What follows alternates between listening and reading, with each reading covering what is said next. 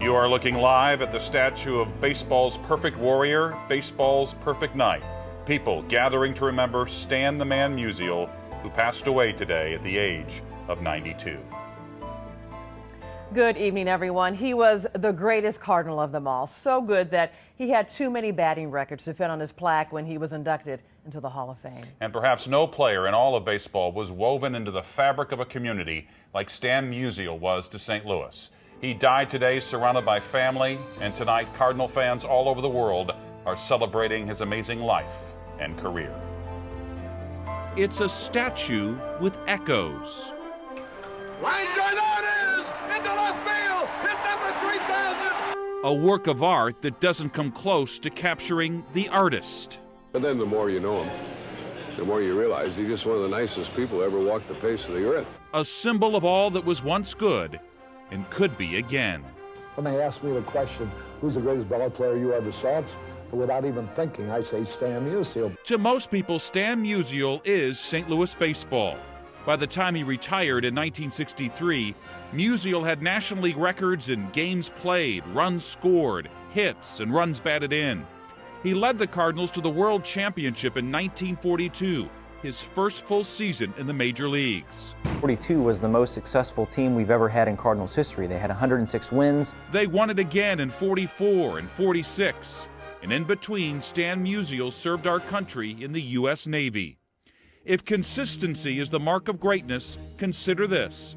Stanley Frank Musial had exactly 1,815 hits at home and 1,815 hits on the road.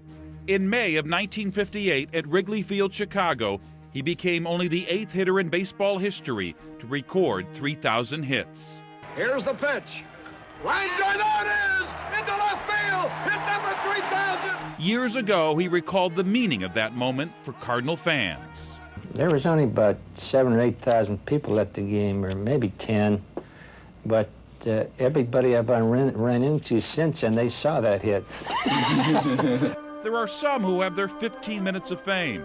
There are others, like Stan Musial, who will be talked about 15 generations from now and beyond. You know why I have a bad knee? I had too many triples.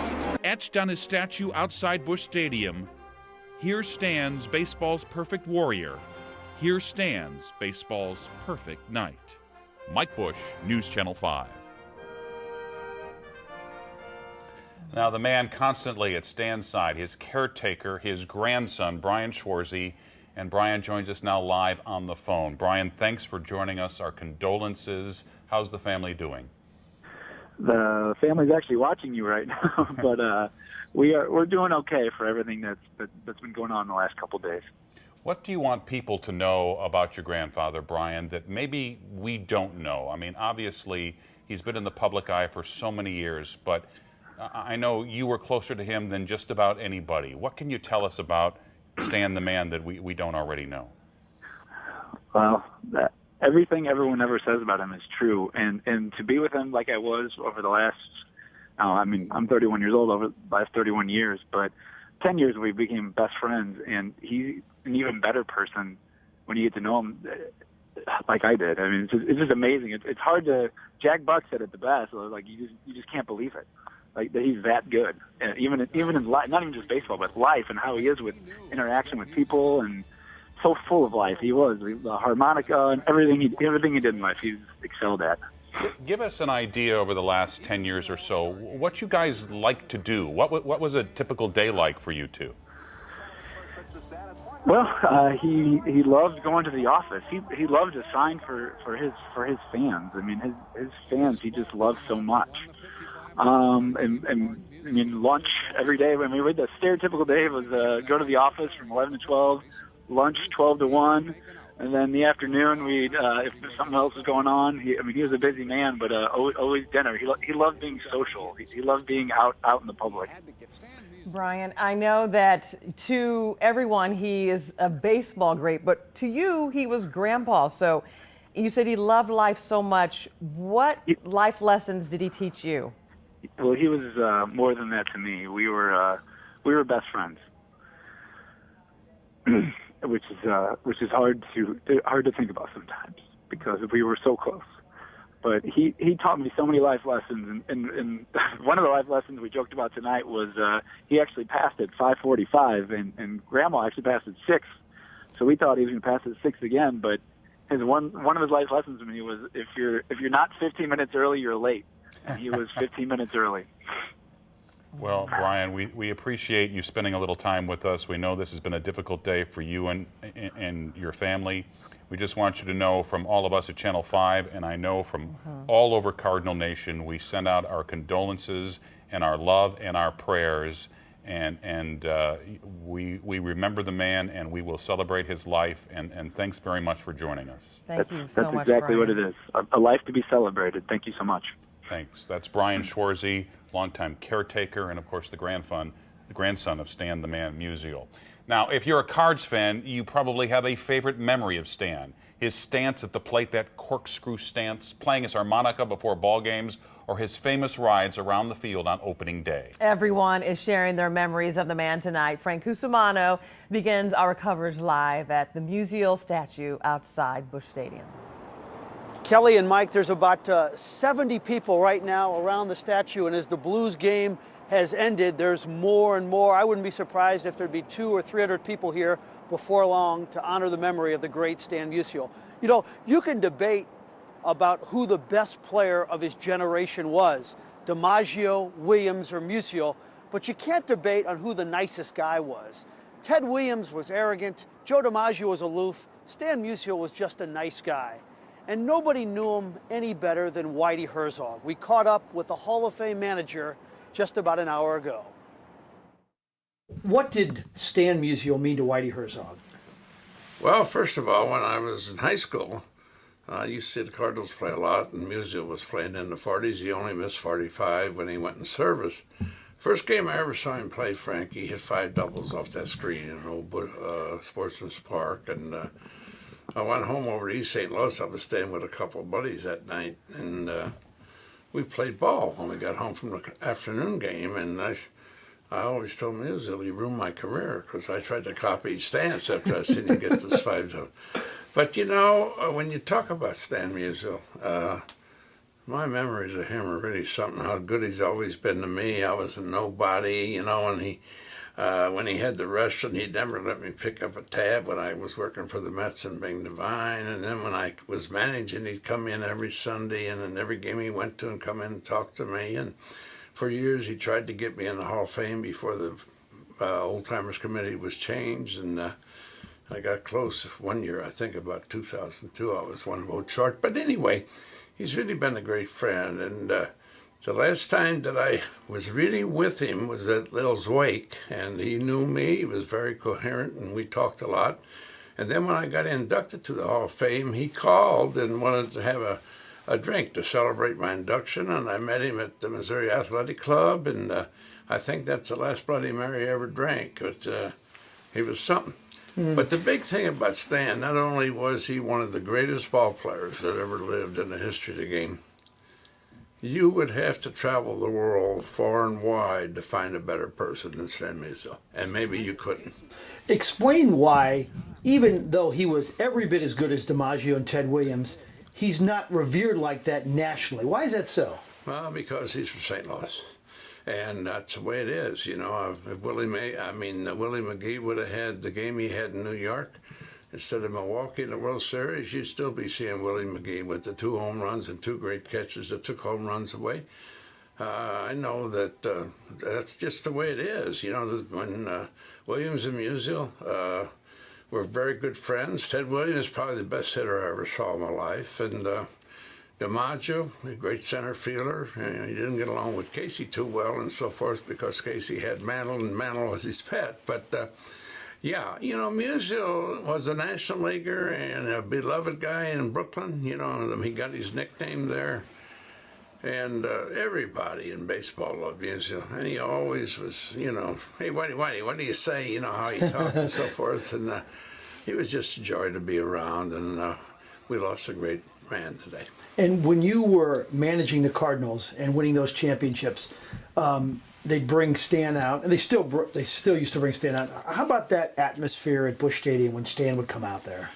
You know, it was great. You know, I always tell Mike Bertani that, you know, he got the show for Musial all these years, and the last few years his health hasn't been good, and his grandson Brian, who's his chauffeur and caretaker and so forth, he'd ride in the cart with him, and I was always afraid that Stan was going to fall out of the cart or something. So, but the fans just loved the man here, and he's Mr. Baseball, and even if Albert would have stayed here after 11 great years, I don't think that anybody would ever replace Stan Musial. You know, Mike, it's interesting because many people thought that if Albert Pujols would have signed that 10-year deal with the Cardinals, he would have a statue just like this from the right side. He didn't, and maybe it's appropriate because there's only one Stan the Man. Let's send it back to the studio. And Frank, I'm remembering one time I talked to Jack Buck, and we were talking about Stan Musial, and Jack Buck was telling me about the time. It's one of his first games doing a Cardinal broadcast, and he says he was doing a doubleheader, and in that doubleheader, Stan Musial hit 5 home runs in the doubleheader, and he says, does Stan Musial do this every day? I mean, that's the kind of player he was, and he said, you know, and Whitey Herzog said the same thing. As great a player as he was an even better man. Absolutely. You know, Mike, ESPN became famous for their Sports Century series. And at the end of all those Sports Century series, there was always some sordid detail about the athlete they were profiling. Stan Musial had the only one that was uneventful. He didn't have a bunch of kids out of wedlock. He didn't battle problems with drugs and alcohol. Stan Musial's was actually rather dull because he did live the perfect life. All right, Frank, we'll get back to you a little bit later. But Stan Musial's passing comes on a night when some of Cardinal Nation was gathering at the Peabody Opera House for the annual Tony La Russa ARF benefit. La Russa, of course, a good friend of Musial's and the longtime manager of the Cardinals. Sports director Rennie Knott is live tonight at Peabody. Good evening, Mike. We haven't had an opportunity as of yet to speak with Tony La Russa and some of the other St. Louis Cardinal dignitaries inside the Peabody right now because the show for the ALF Foundation is still going on at this time. The Blues game has just let out, and what's strange is the St. Louis Blues won their season opener today by a final score of 6-0. Of course, as you all know, Stan the Man was number 6 for the St. Louis Cardinals, so sort of a fitting moment there for them to win by that margin of victory. Opportunity to meet Stan a number of times, but 2 interviews in particular to stand out. The one when his statue was put out in front of the Lester's restaurant down in Ladue, and that was the first time that we had a chance to sit and chat, and we did a fist pump, and I thought that was pretty cool that he was into doing those things. He said he likes to eat the hamburgers, and that's why he likes to do the fist pump so that his hands stayed clean. The last time I had an opportunity to speak with him was right before he received the Presidential Medal of Freedom, and it was quite a moment to go to his house and sit there and chat with him and Brian, and at the same time look at all the different pieces of memorabilia from his wonderful career.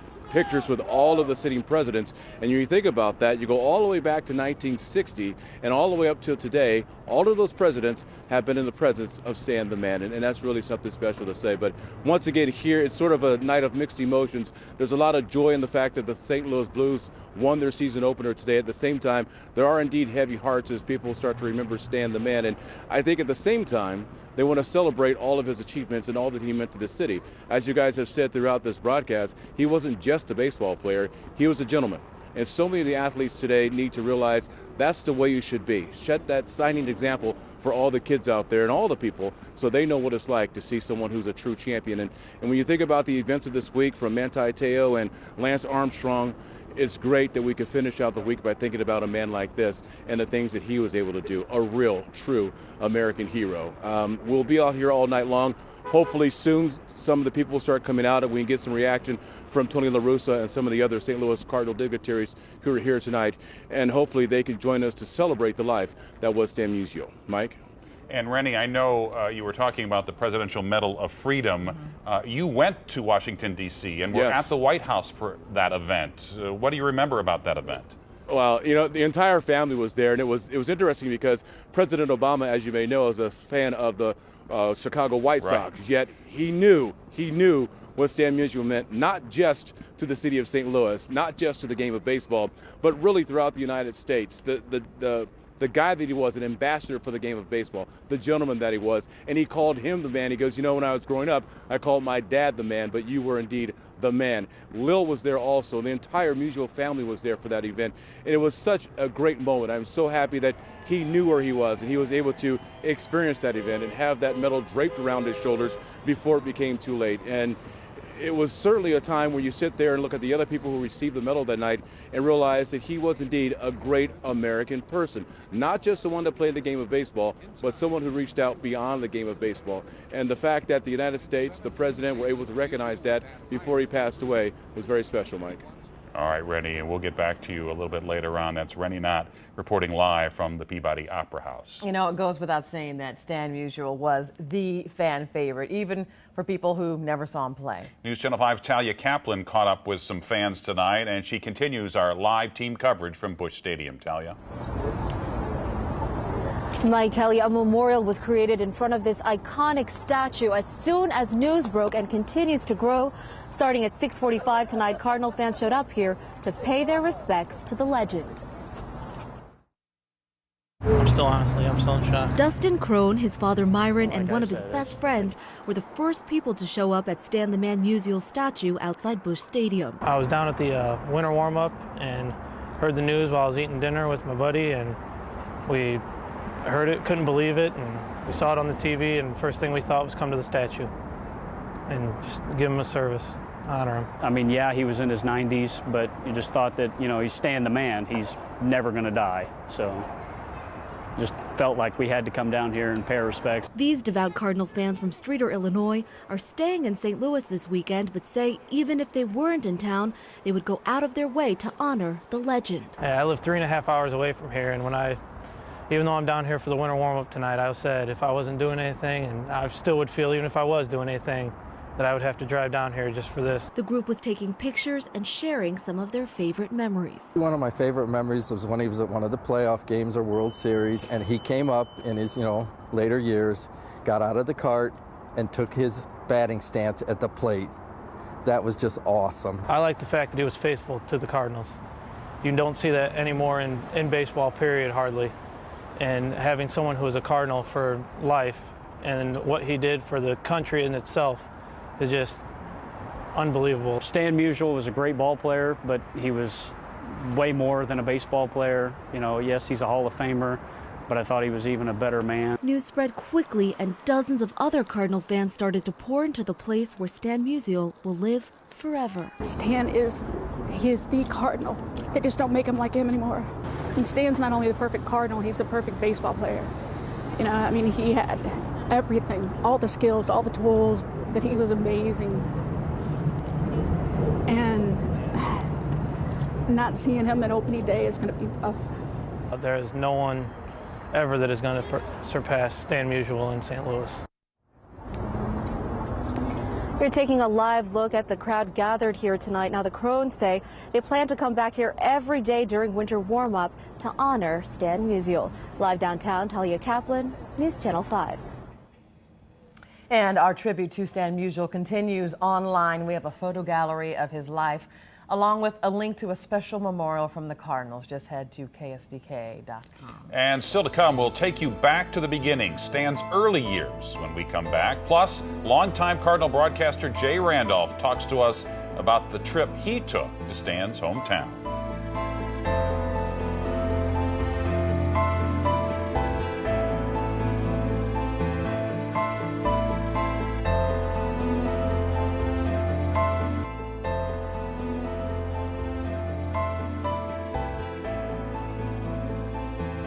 He will go down in history as the greatest Cardinal ever to play. No doubt about it. The story of Stan Musial on the field and his accomplishments there is the stuff of legends. He won 7 National League batting titles, was a 3-time MVP, and helped the Cardinals capture 3 World Series championships in the 1940s. Let's go back to Stan's early years. His is the story of a young man, born in Donora, Pennsylvania, grew up to become the kind of man entire cities rally around just to ensure that he'd receive the Presidential Medal of Freedom. In this modest home, Stan Musial entered the world on November 21st, 1920. He'd grow to love one thing, the game of baseball. Stan's childhood friend, Joe Barbaugh. He was baseball hungry. He wanted to play ball. He would rather play ball than eat. I believe his mother time and time and again would moan that he was never home to eat. He's always out playing ball. And by the time he was in high school, Stan was already being noticed for his exploits on the baseball field. High school baseball coach Jim Russell. He hit a ball from here was home plate in those days. They played baseball here. Right here. Right here. And it was a track, as you see, way out there, a quarter-mile track, and that ball hit on one bounce and hit that fence. I believe it was the longest ball was ever hit on this field. So, I mean, he was a kind of a kid, I guess. He liked to win. Well, if I remember correctly, his father worked in the zinc mines in Pennsylvania, and basically because of his father's connections, he was able to line up a good job in that area for his son Stan. The scouts for the Cardinals did have to work with the parents a little bit, but Stan was signed young, and even at that, he was signed as a pitcher. Well, he was a pretty good pitcher. He that year at Daytona Beach, he won 18 and lost 5, which is a pretty good record in any league. But one day he was playing the outfield. Dickie Kerr, the famous White Sox pitcher, was managing Daytona, and he noticed that Stan was more than a pitcher. He was a great hitter. So when he wasn't pitching, he played him in the outfield. And one day Stan was running in, trying to make a shoestring catch, and he slipped and fell on his left shoulder and injured himself so badly that they were afraid his career had ended, but it merely terminated his career as a pitcher. Well, Stan was a late season call-up in September of 1941, and he did fairly well. He actually had his first home run that September, and if I'm not mistaken, had a fairly high batting average. There were just 12 games left, and they played him in the outfield for 12 games, and he had a remarkable break-in into the major leagues. He hit .426 in the 12 games. He did everything that a ball player could do. He hit, he run, he field, he throw. At that particular time, he didn't have that crouch way of hitting. And but anyway, as that season went over and we went on into the winter, and then we start spring training. Well, Stan it's his first full year starting, and Southworth is our manager, and I was the captain at the time.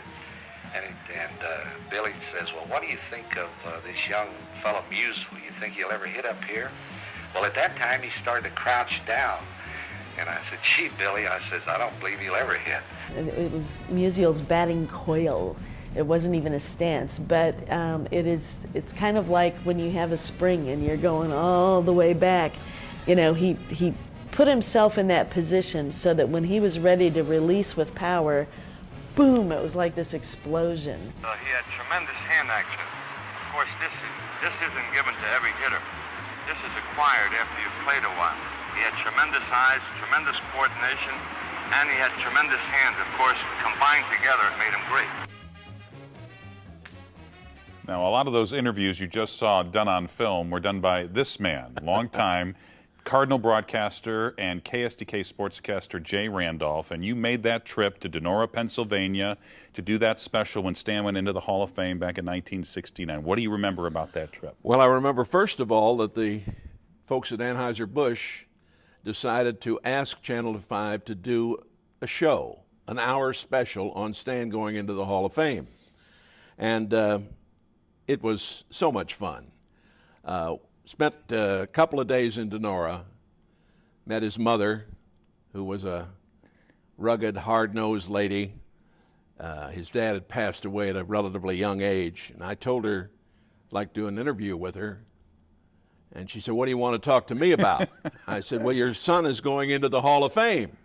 And there was this long pause, and she looked at me, and she says, "That's good, isn't it?" But she was a really charming lady, and I remember his friend Frank Pizzica, who was the car dealer. In fact, I think he was the only car dealer within 50 miles of Donora. But he kind of was a father figure to Stan. And you interviewed Stan about his dad, and yes. You were telling me about that. Well, yes, we did a segment at the restaurant, Musial and Biggie's. In fact, we did a couple of segments there. And one day I was talking with him about his father, and he broke down. And we had to stop and 10 or 15 minutes for him to get himself together. But we had set up a golf match, and we teed it up out at Sunset Hills, and the first hole he birdied. You know, I mean, things like that. But he was a remarkable human being. You know, people talk about what a great athlete he was.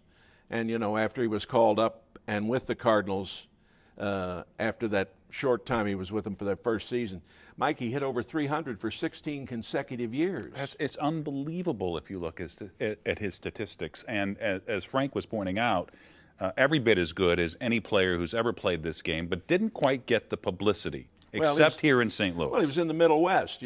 This was the last bastion of Major League Baseball here in St. Louis in those days. And, you know, we had, as you mentioned, only film.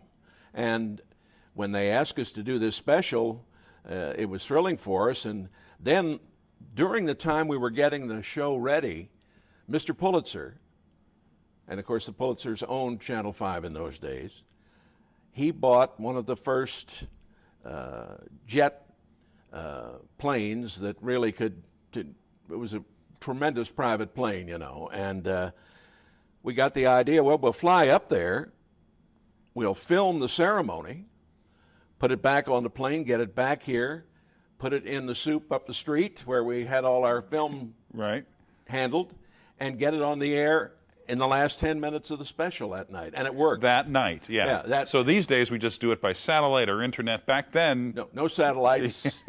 Most of the film that was taken in those days there didn't come out till Monday in the newsreels or Tuesday somewhere, you know, so it was an amazing situation. Great fun to do it. And my association with Stan is one of the most meaningful associations I've ever had in my life.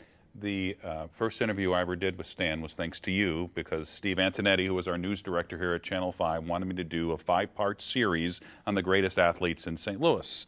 So obviously number one was Stan Musial. So you made a call to Stan, who was at his restaurant, Stan and Biggie's. We were telling Kelly Jackson about Stan and Biggie. She doesn't remember the restaurant over where the Science Center basically used to be. It was the spot. And it was such a thrill because as everybody has said, and I know you would concur, he was, yes, this tremendous baseball player, one of the greatest baseball players that ever lived, but he was just the greatest guy you'd ever want to meet. Absolutely. He loved everybody, and he was at home with the Giants, who were in the tall buildings down here, as he was with his gang up on the hill, like Joe Garagiola and that bunch, Yogi Berra, and also when he'd go into the slums in this town.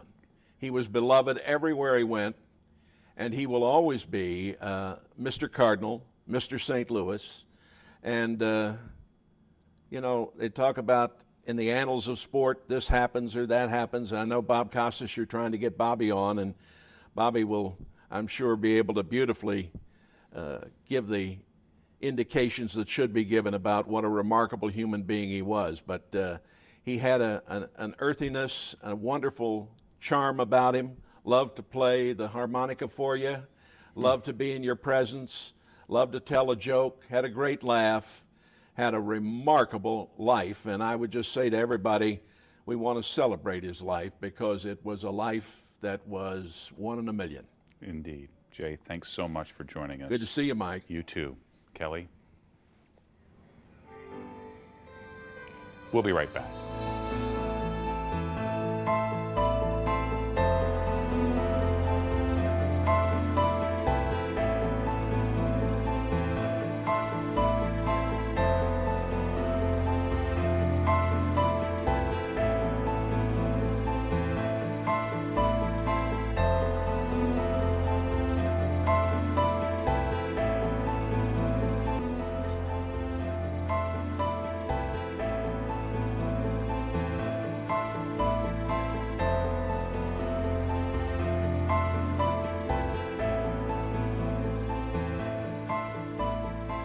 As we remember the life of Stan Musial tonight, we remember the many laps he made around Busch Stadium. None more emotional than October of 2010. That was Stand for Stan Day. And even with his incredible accomplishments. He had such an impact on players, even the ones today. Frank Cusimano caught up with Cards manager Mike Matheny tonight, Frank. Yes, and Mike, when he started his career here, as you're going to hear, was not a Johnny Bench type of catcher. He didn't have Ted Simmons' credentials. But even then, Stan Musial showed Mike Matheny some great respect. You got to know Stan over the years. Give us an idea of what he meant to you and to the Cardinals. Well, I just don't think there's a better ambassador for the game of baseball or the brand of the St. Louis Cardinals than Stan Musial. And it's a sad day, but I also know that there's so many lives and people that have been touched by him as a player, but in my book, more importantly, the kind of man, which is hard to believe, but I think that goes past what he accomplished on the field. It's just blew me away as a young player. First time I was introduced to him, of how he went out of his way to treat me, and then watch him. And I couldn't help. I couldn't take my eyes off of how he just treated every person with so much dignity and true concern. And those are rare qualities to match up with the kind of talent that you just we may never see around here again. And can you describe what it was like as a player and the electricity in Busch Stadium when Stan would come out of that bullpen in a golf cart? Yeah, and to have him into our clubhouse, I mean, the guys, it was like having royalty in, and the guys all made their way over and were very respectful, and you could just see that it was somebody that they'd all admired and understood what he had meant to the game and understood what he meant to this organization. But then every time he did come through the gate, down at the wagon gate, the fans would just cheer the way they should, and they understood the kind of impact of a person that he's been on this team, and the memories that he's brought to all of us. And a final thought, how about a personal connection? What did he ever say to Mike Matheny? Well, my Stan story,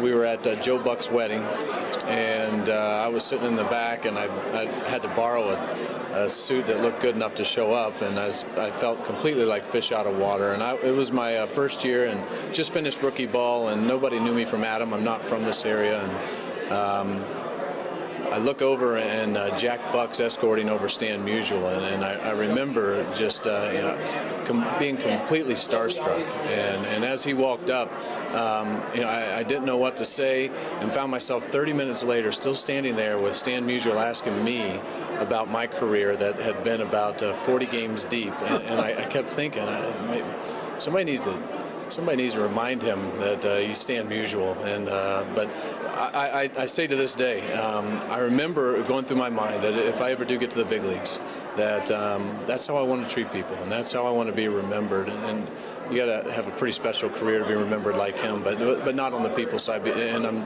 it's a high bar to live up to, but I'll never ever forget it. So Stan Musial had an effect on the career of Mike Matheny. You know, Mike and Kelly, you brought up Stan Musial in Biggie's restaurant. I can remember being a kid and my dad taking me there late at night for a glass of lemonade just for a chance to get a Stan Musial autograph. But Stan didn't just sign a napkin or a piece of paper. He gave you an 8x11 glossy and signed it. That's what kind of special guy he was. In fact, Bob Costas, the first time he ever went to Stan Musial and Biggie's for lunch, he had a burger, fries, and Coke. He tipped $3.31 in honor of Stan's lifetime batting average. Mike, I can remember a few times when we had Stan down for Sports Plus, and he'd be waiting in the green room, and he'd always entertain all of us. And he said to me one time, he goes, "Frank, you know how to make a small fortune in the restaurant business?" I said, "No, how?" He says, "You start with a large fortune." He always had a good line. Yes, he did. You know, I was thinking about it. You and I were both at the Rankin Jordan event, the pediatric hospital event tonight. It was the kind of event that Stan Musial would have been at had he been healthy. He did so much in this community. When we started the hearing impaired baseball camp, one of the first people to show up was Stan Musial. Talk a little bit about what he did in this community, because even after his playing days were over, that was not the end of Stan Musial being a part of St. Louis. No, and it wasn't just the public appearances where he'd serve on a board. It would just be in everyday meetings and everyday gatherings. My mom said about 3 or 4 years ago, she's at lunch with about 8 of her friends at the Breckenridge. Stan is at the next table. He gets up right before he's about to leave, and he says, ladies, I want to show you something. So he grabs a napkin, and this is from his restaurateur days, and he's contorting this napkin, and all of a sudden the napkin turns out like a perfect rose. And all these 8 ladies are swooning over him and laughing, and he just kind of walked off, and it was graceful. Yes, a grand exit as usual. Yep. All right, Frank, thanks very much. Kelly? All right. Thank you, Frank and Mike. And, you know, news of Stan Musial's death spread quickly, as you can imagine, on social media, from fans to players. So many people are sharing their thoughts and condolences. So our web producer, Kevin Held, has been monitoring Facebook and Twitter. And what are some of the messages that you are seeing? It's an overwhelming abundance of gratitude, well wishes, thank yous, just saying there will never be another baseball player, another St. Louisan like Stan Musial. Right. And it's just an incredible outpouring of support for not only him, but for the team and for his family. And it's just a very nice thing to see. And I was seeing a lot of players also. Right. On Twitter, Right. David Freese changed his avatar to a picture that he took of him and Stan, presumably after the recent World Series title. It was just tweeted that and said simply the man. Jason Mott tweeted condolences, said sad day in Cardinal Nation. Matt Carpenter, Tigers pitcher Justin Verlander, former Red Sox pitcher Curt Schilling, Albert Pujols tweeted something a couple hours ago offering condolences, said it was a sad day. And it's amazing to me, on our own Facebook page, you were saying we have 3 different posts. Right. The first post was a link to our photo gallery of pictures of Stan Musial, which has been doing very well. People like looking back at the black and whites of him in his playing days and after his retirement. But that got thousands of likes and hundreds of shares. And then the next post, which was our longer obituary piece, people have been sharing that and commenting on that. Same thing, liking it by the thousands, sharing it by the hundreds. And the recent piece, we posted that the Blues had won 6-0, sort of a little bit of serendipity there, and people have been sharing So that one sentence. Right, just the Blues win 6-0, serendipity there, Okay. 6 for Stan. Everybody's happy about that. All right. Thank you, Kevin. If you want to share your feelings and thoughts, you can, of course, go to our Facebook page and also KSDK.com. We'll be right back.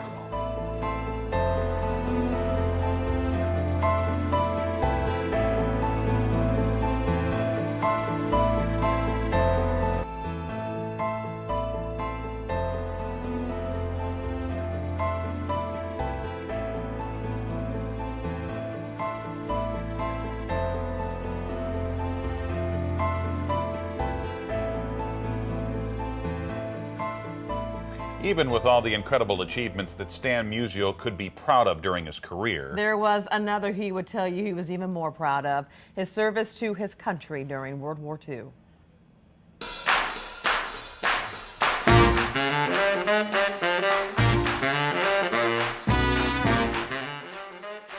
A pitcher-turned-outfielder by the name of Stan Musial arrived at the end of the 41 season. Musial became a Cardinal just months before Pearl Harbor. By the start of the 1942 season, the war began drawing from the talent pool of pro ball. But as the president requested, baseball continued, and the Cardinals prospered. 42 was the most successful team we've ever had in Cardinals history. They had 106 wins. Kowalski swings and drives one to deep left field. Going. It is gone. They won 2 out of 3 World Series. So, you know, those early war years in St. Louis were really a high watermark for the team in terms of their success. One by one, many of the Cardinals were called into service. And finally, Musial's number was called, so to speak, with his local draft board from Norwood, Pennsylvania. That occurred in January of 1945, and he spent the 1945 year basically serving our country in the United States Navy. Musial reported to Bainbridge Naval Training Center in Maryland in March of '45. Like any new recruit, the first thing he did was get a haircut. And so he sat down and they shaved his head pretty close. He kind of rubbed his hand across his head and looked at the barber and made a comment, and then the barber kind of recognized it was Stan Musial, and he said, well, man, if you'd told me that, I wouldn't have done it so close. Musial reassured the barber he didn't want to be treated differently. But he was unique, and the military recognized many ball players could serve other very important roles outside of combat. and they wanted him to come back and still wow fans here and there with their sports attributes. So Musial, while he came in and I think he was put in a ship repair unit, he actually was assigned to a special services unit and sent to Hawaii where he could play baseball with other professional baseball players. With every swing, Stan the Man and others provided moments of escape for soldiers, sailors, and Marines. But these men and women wanted to see only one thing: homers. So Stan said he moved a little closer to the plate, tried to anticipate the pitches a little bit better, and tried to go for the long ball. Musial would later say these adjustments turned him into a power hitter. Stan the Man also used the experience to learn other positions. The other position that he ended up playing more was first base. And interestingly enough, one of his coaches in the Navy said, "You'll never make it at first base."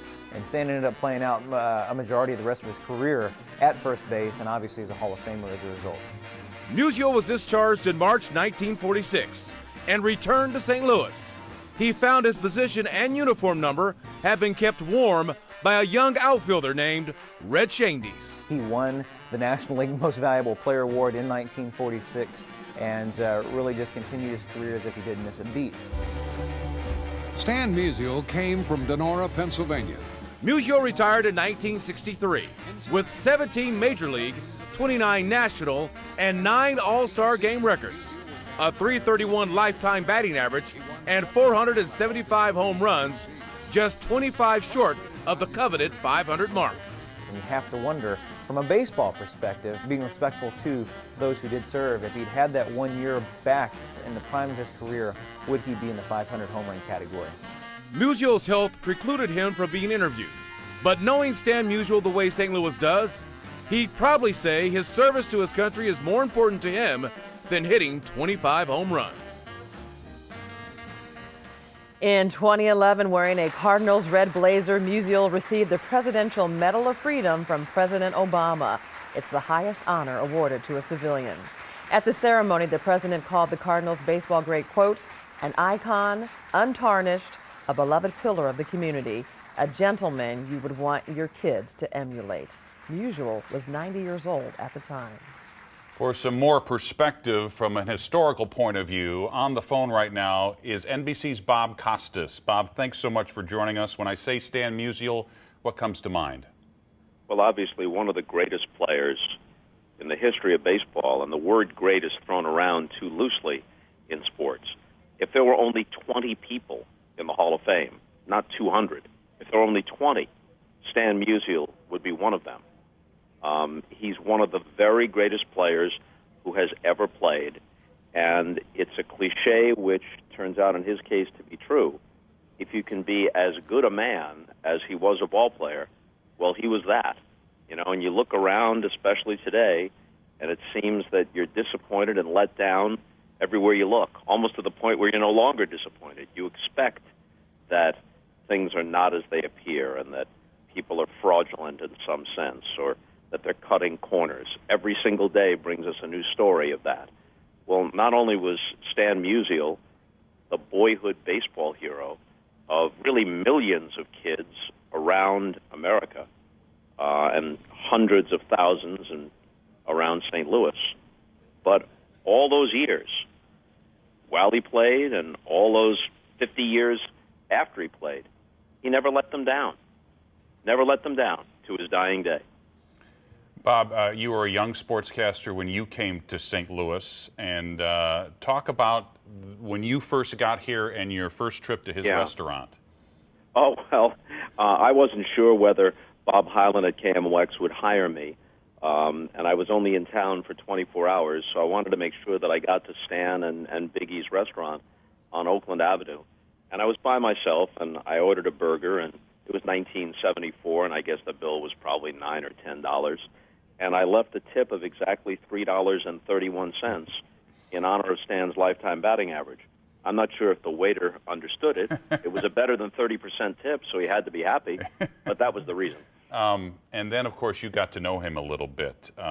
What did that mean to you as someone who loved baseball as much as you did? Well, you know, I've always felt that one measure of a person in any walk of life is how they treat someone who they have no reason to think could ever do them any good.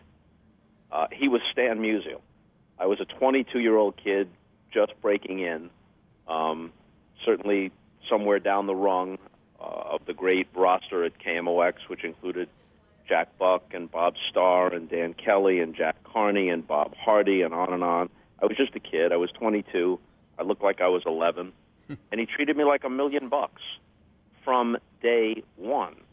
As it happened, one of his grandchildren, his granddaughter Lindsay, went all the way through grade school and all the way through high school as a classmate of my daughter Taylor. So in addition to seeing him at baseball functions, I would see him just as a grandfather, I a father and he a grandfather, at kids' soccer games and basketball games, and he was just the most approachable guy. You know, I've been lucky enough to know many people in sports. DiMaggio had an aura about him. Williams had a tremendous charismatic presence. I mean, Joe D. and Ted Williams are roughly the contemporaries of Musial. That's the outfield of that generation. And while Musial's greatness would not be disputed and that he belonged in the same category, the two of them, you might keep a little bit of a distance until you knew it was okay. Stan was such a nice guy and such a regular guy that just about everybody felt like they could approach him. And they all got the same good-natured response from him, not the slightest bit of pretense whatsoever. He was just a wonderful guy. There was a Saturday Evening Post cover. I forget what the year was, but it was during Stan's playing career, probably sometime in the 1950s, drawn by Norman Rockwell, that showed Stan Musial signing autographs for little kids before a game. And, you know, most Rockwell paintings, and he painted a lot about baseball, but about other things, most Rockwell paintings are idealized versions of what Americans hope they're like or what they hope their neighbors are like in an idealized world. But that picture of Musial was actually what he really was like. Mm-hmm. He genuinely was like a guy that Norman Rockwell would have painted and would have admired. And he was obviously loved in St. Louis, but he was respected all over the National League and throughout baseball, of course. But talk about the Brooklyn influence, and that's where he got his nickname, the Man. Yeah, supposedly sometime in the early 1950s, he was just killing the Dodgers, and of course Ebbets Field was a great place for a left-handed hitter, and apparently he went something like 7 for 9 during the doubleheader, and midway through the second game of the doubleheader, as he walked from the on-deck circle toward the plate, one of the fans, and Ebbets Field was a bandbox of a ballpark, so you could hear conversations coming from the lower part of the stands, and one of the Brooklyn fans and Brooklynese said, here comes that man again, here comes that man again, and that, I guess, spread around the ballpark, and that's where the Stan the Man nickname came from. Yeah, you talked, too, about Mike, about how he was respected throughout baseball, and of course that's true. But his profile, especially over the last 20 years or so, was not as great outside St. Louis and the Midwest as contemporaries like Ted Williams or Joe DiMaggio, or those who overlapped him but followed him like Willie Mays and Hank Aaron and Mickey Mantle. There might have been something more dramatic on the surface about their lives than about Stan's. You know, Paul Simon wrote a song about Joe DiMaggio. DiMaggio hit in 56 straight games. He was married to Marilyn Monroe. Ted Williams, last man to hit 400, hit a home run in his last at-bat. Stan hit a single in his last at-bat. Mickey Mantle, flawed and star-crossed. Hank Aaron overtook Babe Ruth. Willie Mays, the say-hey kid with all the flair and style. And somehow, outside St. Louis, the image of Stan faded a little bit in terms of national perception. And that was just wrong, because he belonged in that conversation. But maybe in a way, it attached those of us from St. Louis to him even more, because he was ours, and we understood and appreciated him the way he should have been understood and appreciated, even if in some parts of the baseball community he had faded from view a little bit. Bob, I know you just traveled back to New York. We sure appreciate your time. Thanks very much for some more perspective on Stan the Man Musial. Yeah, and I'll be heading back to St. Louis in the next few days to pay my respects. Bob Costas, thanks very much Mike. for joining us. Bye. Next, another Hall of Famer. Remember, Stan the Man. St. Louis Post-Dispatch columnist Rick Hummel joins us live in the studio.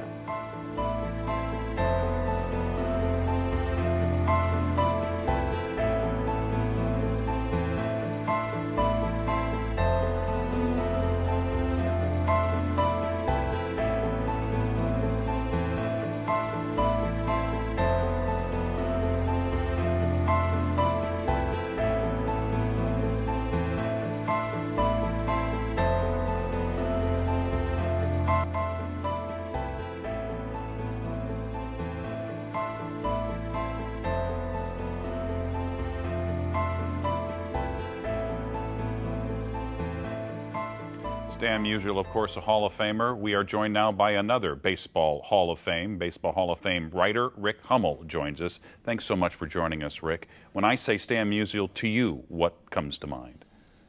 All the times he made me feel important just by talking to me about whatever. And the times he made me laugh, he was really funny. Well, maybe not as funny as he thought he was sometimes. He had this harmonica that he took with him every place he went, of course, just in case somebody asked him to play or didn't ask him to play, he would play it. And he had this songbook and claimed he had 50 songs in his songbook. I only ever heard him play 6, and I told him that. I guess 6 was the proper number, though, right? Right.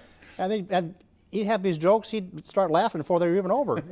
The last time that he and Albert Pujols sat down was before the All-Star game, about 3 or 4 years ago here. And Albert said he was just starting to take up golf, and he wanted to know if Stan had played golf. And Stan said, yeah, I played some golf. Albert says, what was your handicap? Stan says, 3. Albert says, 3? Stan said, yeah, my woods, my driver, my woods, my irons, and my putter. and Albert goes, okay.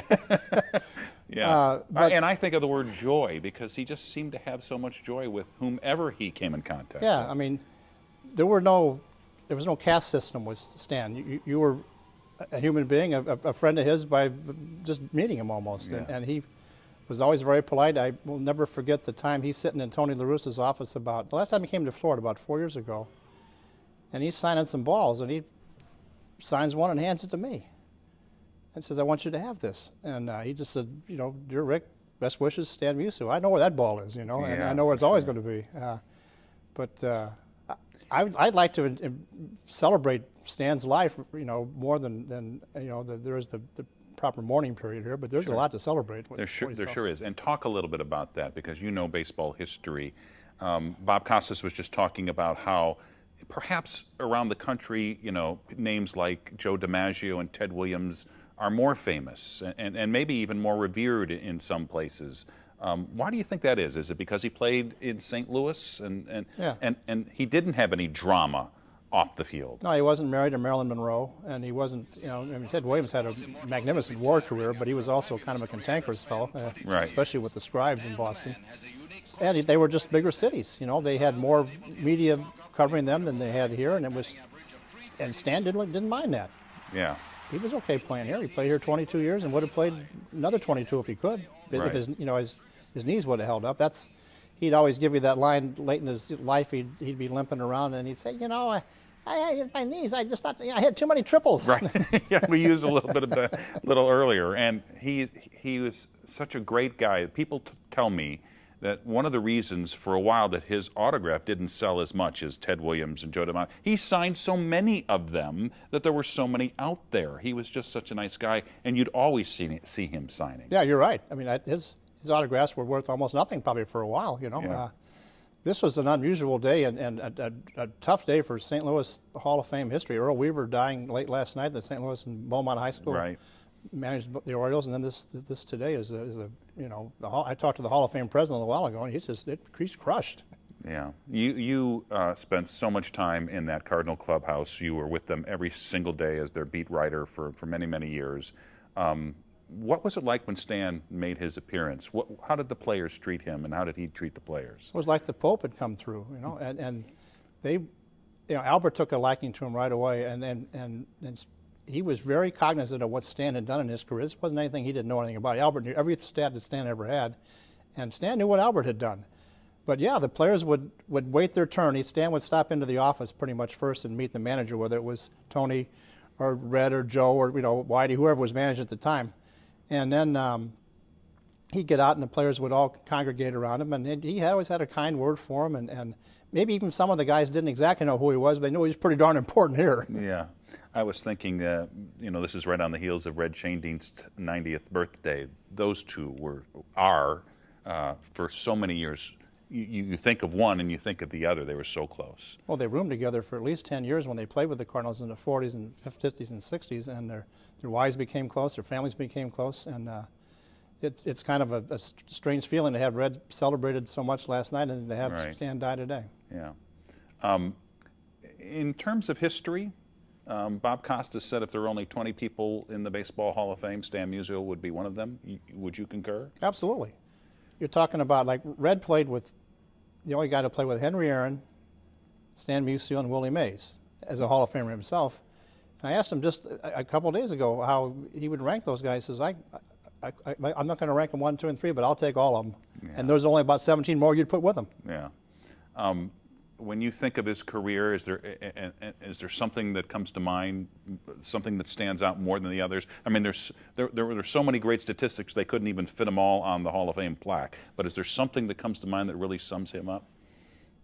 Yeah, the one that stands out is his hit total: 3,630, 1,815 at home, 1,815 on the road. So he was not exactly a hometown hitter. Right. So 1,815 on the road. He was just consistent. And Albert asked me one time, says, did he try to do that? I said, I really don't know. Maybe he did. Yeah, and he's such a great guy. Rick, thank you so much for joining us. We really appreciate you coming in on a day like this. We'll be right back. Thank you, guys. Well, if there was another man in St. Louis who could come close to Stan Musial's goodness, it was Jack Buck. Sports director Rennie Knott just spoke with Jack's widow, Carol, and he joins us live outside Peabody Opera House. Rennie. Good evening, Kelly. We're outside Peabody Opera House because inside, Tony La Russa is having its annual Alf Foundation benefit. A lot of folks have come out so far. The evening's just about to wrap up, but there is a private party that is still taking place. So we have yet to have an opportunity to speak with Tony La Russa about the loss of Stan the Man. But I did get a chance to speak with Carol Buck. Carol's late husband, Jack Buck, spent a lot of time with Stan. They were good friends, and when Jack wasn't doing very well, it was Stan that joined him at his bedside. Earlier, I had a chance to speak with Carol about those moments. I was thinking of Jack Buck, and I was thinking of how every day that Jack was in the hospital, every day, he came there with a whole couple of handful of baseball. He'd throw them around, and every day he came like that. So. How would you describe the friendship between Stan and Jack? Kind of like brothers, but Jack used to say, or Stan used to say, I don't have to cry when I leave ballparks because he's crying right in front of me, so I just have to wave goodbye when they made that last tour around the stadiums. I also asked Carol what was the one word she would use to describe Stan. She said loyal, because he was always there for people, always a gentleman. Once again, memories of Stan the Man throughout the city of St. Louis. We're out here outside of Peabody Opera House waiting for some of the Cardinal dignitaries to come out, but I'm sure that they will echo many of the points that you have heard throughout this evening. A big loss for the city of St. Louis, yet at the same time, we celebrate the man that was more than just a baseball player. He was indeed the man. Kelly? Absolutely. Okay, Rennie, and we'll be right back.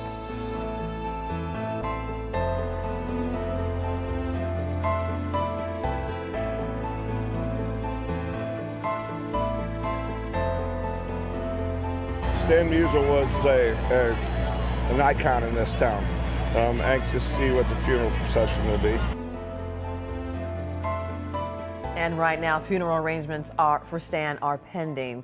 During his playing career, Musial and his family became a part of the fabric of the St. Louis community. So it was not a surprise that the Musials made St. Louis their home after Stan's playing days were over. To an end on the last day of after retirement, Stan the Man wasn't quite finished with St. Louis or the Cardinals. In 1963, he joined the club as a vice president and never stopped doing his part for his community or for his fans. You know, when he went to play the game in opposing team towns, one of the things that I understand he did is that he would go very quietly on his own and visit children's hospitals because he thought it was the right thing to do. It's hard to describe, you know, when he went in to a hospital to see kids that was hurt. Sometimes they'd call, and the PR man for the club or the traveling secretary would say, there's somebody called, would like for you to visit here and there. And he says, well, we could find time, and what time would it be, and this and that. And he'd go by. He would, that's the way he was. He loved people, and he wanted people to like him, and that's the way it was. Stan would continue to serve his community, but in 1967, it was time once again to serve his ball club. Earlier that year, Stan was named the team's general manager, pairing him once again with his longtime friend and teammate, and now Cardinals manager, Red Shandies. Coming back when I was a manager, and then he was a general manager, and that's when we won 2 pennants, so 1 World Series, so that made it a little easier for me, he being the general manager. So knowing one another for so many years, and Stan was a good baseball man.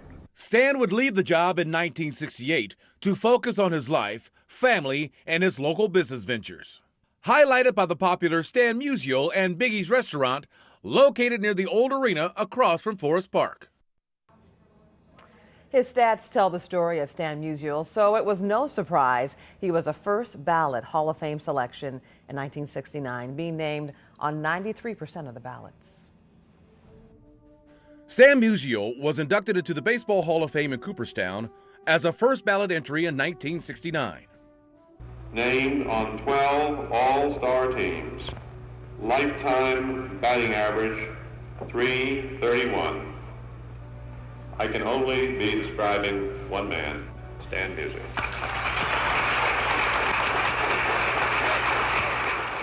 Talent. Perhaps the most talented ball player that I've had the privilege of seeing. And talent not only because he could hit the ball, he could run like the devil, he was great defensively. He didn't have the greatest throwing arm in the world, but as he got a little older, his arm got stronger. You know, he had injured it. And he was very close to the epitome of all-around baseball skill. Those skills, of course, led Stan here to a plaque inside the game's most hallowed ground of Cooperstown. For some who join Stan in the plaque gallery, this is where the honor ends, but not for Stan Musial.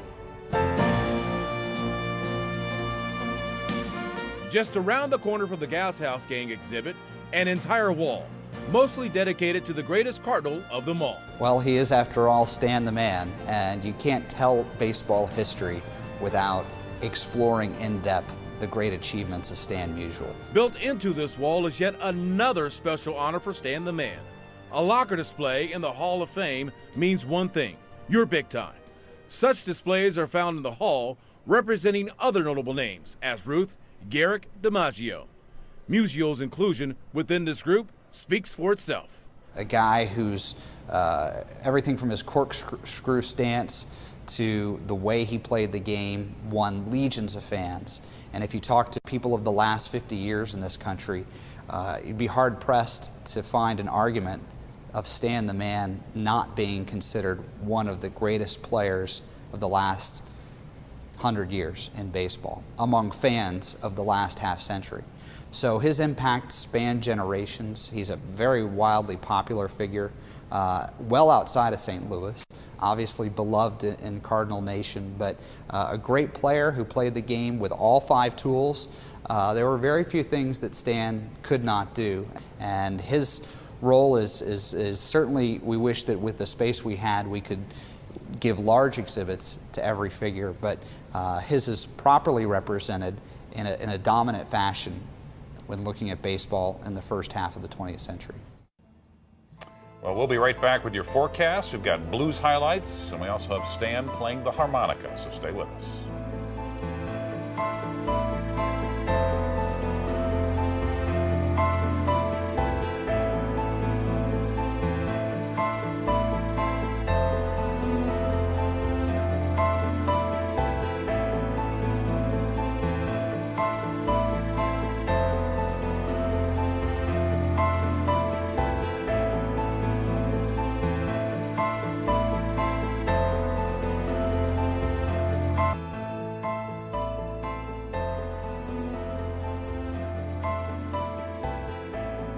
true Cardinals classic. We're certainly going to miss him, miss the town. You know, he certainly was a man of baseball and made Cardinals Nation what it is today.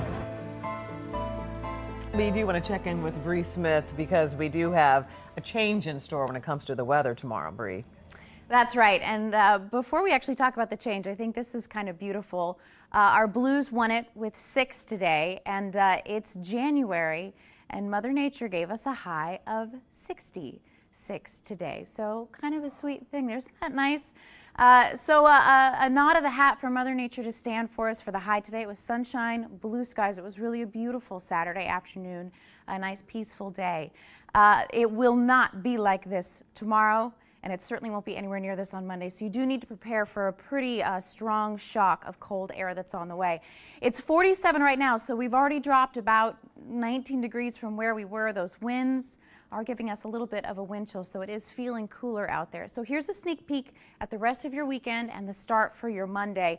Tonight, we've still got a ways to go. We're dropping at least 20 more degrees, down into the 20s, struggling into the mid-30s for tomorrow, and then Sunday night, 14. And because the winds are going to stay with us, we're expecting wind chills to be near 0 Monday morning. So very, very cold air, the coldest air we've had so far this winter.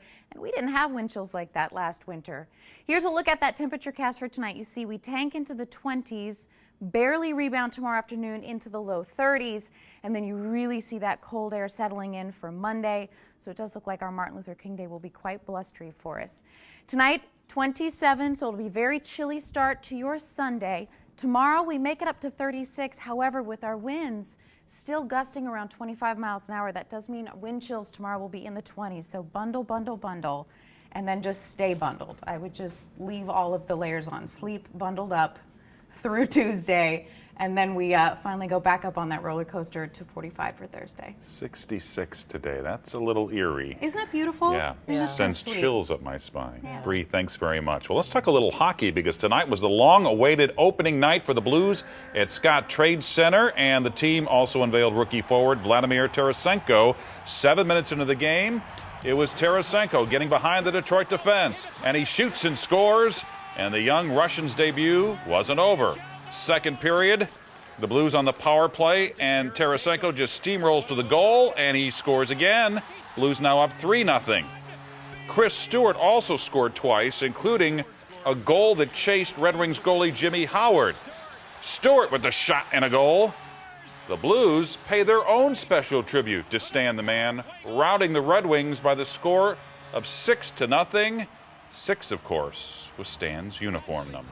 Oh boy. Well, on the occasion of the dedication of a new Stan Musial statue outside Lester's restaurant in Ladue, Musial agreed to sit down with sports director Rennie Knott for what was one of Stan's final television interviews. They talked about how Stan became a Cardinal, big bucks then and now, and Stan's enduring love affair with St. Louis. Another new statue.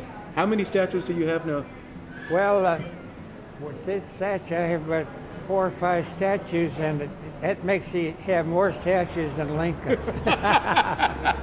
They saw me pitch. One of the scouts came up to my house, and after seeing me pitch 3 times, my dad heard about a scholarship I had to Pitt University on basketball.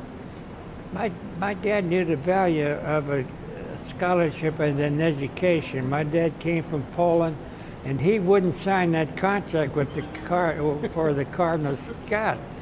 And he came up to our house 3 times, and my dad wouldn't sign it because I was only 17 years old. So last time he's coming to our house to sign, and he was coming back to St. Louis, I talked to my mother. I said, Mom, this is what I like to do. I like baseball, and I'm a good baseball player. Why don't you talk to Dad and see if he signed that contract? My mother talked to my dad, and reluctantly, he signed that contract. And the rest is history. Yeah. What about the game do you love when you see it now today? Because obviously it's a little different than it was when you played. Yes, the game has changed, and of course, what changed is where they have livelier balls. The ball travels a mile today. The bats are bigger, the parks are smaller. So these athletes have an advantage that we didn't have back in those days. But we have some great hitters, great ball players in the big leagues today, and they of course, they make tons of money too. When I was the first $100,000 ball player, these ball players all today make $10, $12, $15 million. So it's great to be an athlete. Well, it's good to be an athlete today in any sport. When I first started in baseball, my first salary is $4,200. And we won the World Series and beat the New York Yankees, and we got a check for $6,200.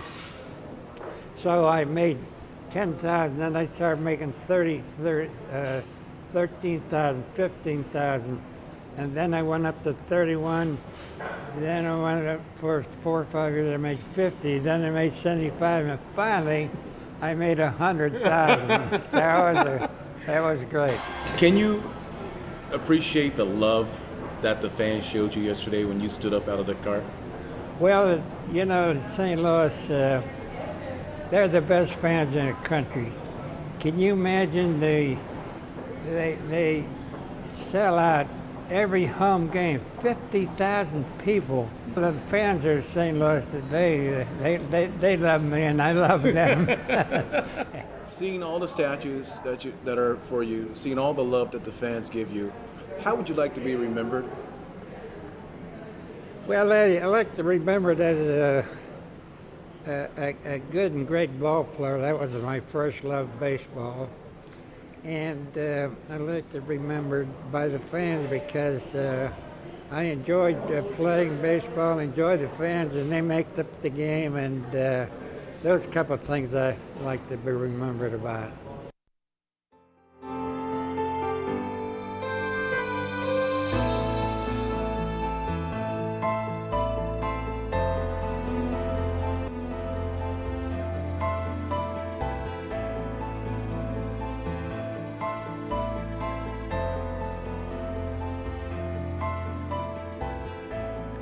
Stan Musial was never without two things, his wife Lil by his side and his harmonica in his pocket. Opening day was not complete without the Clydesdales and Stan Musial playing Take Me Out to the Ball Game.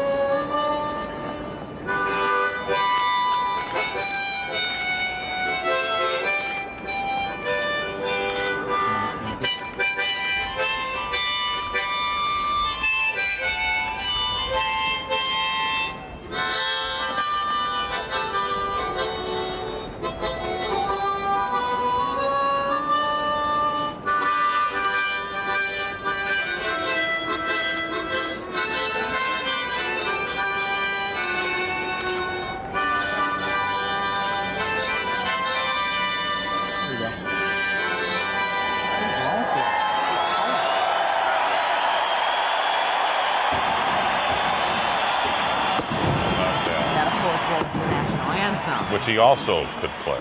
Yes. You know, it's been an emotional evening for Cardinal Nation. You know, they called him the perfect knight, and a knight is a gentleman, a devoted champion, a zealous upholder of principle. Stan Musial embodied each of these qualities, and we fans, were fortunate to enjoy his talent. St. Louis is fortunate to honor and remember him, the perfect knight. Stan Musial, now at peace. Good night.